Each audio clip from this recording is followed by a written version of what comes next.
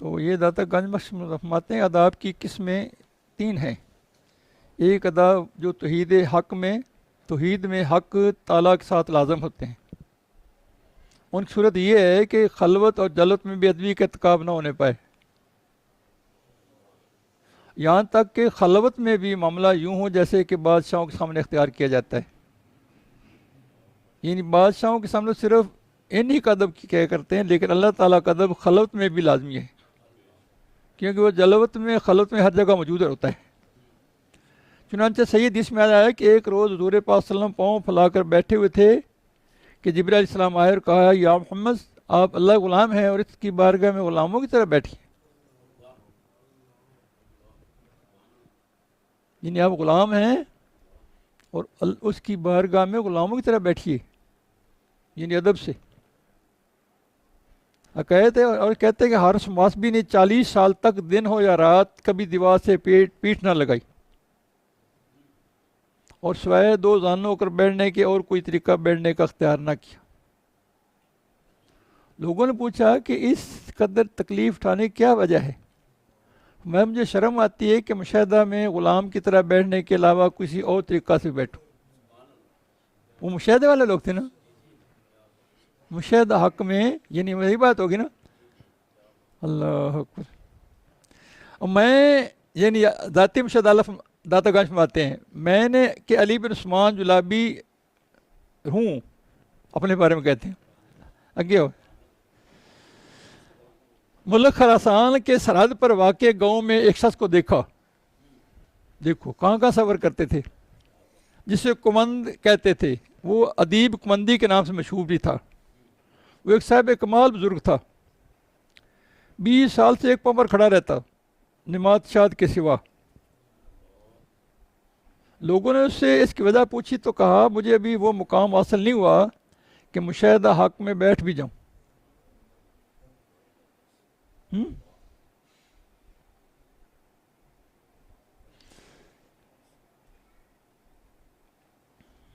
پھرنا شیطان سجود آدم سے شاید اس پردے میں خدا ہوئے۔ حضرت ابو جدید سے لوگوں نے پوچھا، دریافت کیا کہ آپ نے جو کچھ پایا کیسے پایا؟ اس لیے کہ میں نے حق تعالیٰ کے ساتھ اچھی صحبت رکھی، میں نے حق تعالیٰ کے ساتھ اچھی صحبت رکھی، با ادب رہا، اور خلوت میں بھی آداب کو ویسے ہی محفوظ رکھا جیسے کہ جلوت میں، یعنی خلوت علیحدگی ہوتی ہے نا، جلوت جلوس ہوتا ہے جیسے مل کے بیٹھتے ہیں نا، میں نے اکیلے میں بھی اس کا ادب ایسے رکھا جیسے جلوت میں رکھتے ہیں۔ اور اہل عالم کو چاہیے کہ مشاہدہ معبود میں تفظ آداب کا طریقہ سیکھنا ہو تو زلیخا سے سیکھیں، ان سے سیکھیں طریقہ، کس سے؟ حضرت زلیخا علیہ السلام سے، کہ جب انہوں نے حضرت یوسف علیہ السلام سے خلوت کی اور اپنی بات کو قبول کر لینے کی درخواست کی تو پہلے اپنے بت کے چہرے کو کسی چیز سے ڈھانپ دیا۔ حضرت یوسف علیہ السلام نے فرمایا تو نے کیا کیا؟ کہنے لگی کہ میں نے اپنے معبود یعنی بت کے چہرے کو چھپا دیا تاکہ وہ مجھے بے ادبی کی حالت میں نہ دیکھے۔ یہ بات شرط آداب کے خلاف ہے۔ اللہ، صوبتیں، اور شعر لکھا ہے، صوبتیں اہل ورا کی سب گئیں نظروں سے گر، بزم رندہ میں یوں ایک روز جا بیٹھا تھا میں۔ یہ نا یعنی میں ادھر گیا تو ساری جو صوبتیں نیک تھے وہ ساری ختم ہو گئی۔ اللہ فرماتے ہیں جو آدمی آسمان سے گر جائے نا، بڑی اہم بات کر رہا ہوں، آسمان سے گر جائے وہ سنبھل سکتا ہے، جو نظروں سے گر جائے وہ سنبھل نہیں سکتا، جو نظروں سے گر جائے نا وہ نہیں سنبھل سکتا۔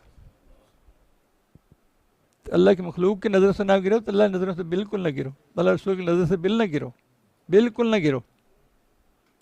اللہ پھر حضرت یوسف جناب یعقوب السلام کے پاس پہنچ گئے، اللہ تعالیٰ نے ان بچھڑے اوؤں کو ملاپ کرا دیا تو ساتھ ہی زلیخا کو میرے پھر سے جوانی نعمت عطا کر دی اور اسلام کی طرف سے رہنمائی کر دی، جن اس نے اسلام قبول کر لیا، اسے حضرت یوسف کی زوجگی میں دے دیا۔ واہ جی واہ، سبحان اللہ ہے۔ دوسری قسم کے معاملات آداب یہ ہیں کہ جو معاملات کو حسن معاملات بنانے کے لیے خود اپنے ساتھ اختیار کیے جاتے ہیں. وہ یوں کہ تمام احوال میں اپنے نفس کے ساتھ مروت کی مراعات ملوز رکھے، یعنی یہاں تک کہ صحبت خلق صحبت حق میں جو چیز بے ادبی کے برابر ہے اس کو اپنے آپ کی صحبت میں بے ادبی ہی سمجھے اور استعمال میں نہ لائے. تو ہم اپنے آپ سے سامنا کر لینا، ہماری نجات کے شاید کوئی تجویز نکل آئے. یعنی اپنے آپ سے سامنا کریں نا ہم لوگ، ہم کیا کر رہے ہیں، ہم نے کیا کرنا تھا، کدھر جا رہے ہیں، کس رخ پہ ہمارا منہ ہے. اللہ، اس کی مثال یوں ہے کہ سوائے سچ کے اور کچھ نہ بولے. یعنی جس بات کو دل سے برا جانتا اسے زبان پر بھی نہ لائے کہ ہم یہ بھی بے مروتی ہے، یہ بھی اپنے آپ سے بے مروتی ہے یہ. پھر یہ کہ کم کھائے تاکہ طہارت گاہ میں بھی کم ہی جانا پڑے. یہ بھی سمجھا دی، کم کھائے تاکہ طہارت گاہ میں بھی کم ہی جانا پڑے. پھر یہ کہ اپنی کسی ایسی چیز کو بھی نہ دیکھے، خود نہ دیکھے جس پر کہ اس کی سوا غیر کا نظر ڈالنا حرام ہو. مثلا علی کرم شیرے کے بارے میں آیا کہ انہوں نے اپنی شرمگاہ کبھی نہیں دیکھی تھی، اور جب ان لوگوں نے اس کی وجہ پوچھی تو کہا مجھے اپنے آپ سے شرم آتی ہے، ایسی چیزیں میں نہ ڈالوں جس پر دوسروں کی نظر ڈالنا حرام ہے. یہ دوسرا ادب. تیسرا ادب آداب کے بارے میں ہے کہ وہ صحبت خلق کے اختیار کیے جاتے ہیں، اور مخلوق کی صحبت سے متعلق آداب میں اہم ترین، یعنی اللہ کی مخلوق نہیں اس کے ساتھ آداب کیے جاتے ہیں نا. آداب میں سے اہم ترین چیز یہ ہے کہ سفر ہو یا حضر ہو، ہر جگہ ہر وقت سنت کے مطابق میں ہر ایک کے ساتھ حسن معاملہ ملوز رکھے، سنت کے مطابق.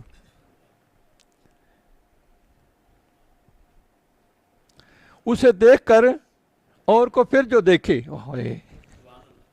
اسے دیکھ کر اور کو پھر جو دیکھے، کوئی دیکھنے والا ایسا نہ دیکھا جنہیں محبوب کو دیکھ لیا پھر کسی اور کو دیکھے. اللہ، جن کی نظریں وہ جچ گئے ان کو اور کون جچتا ہے.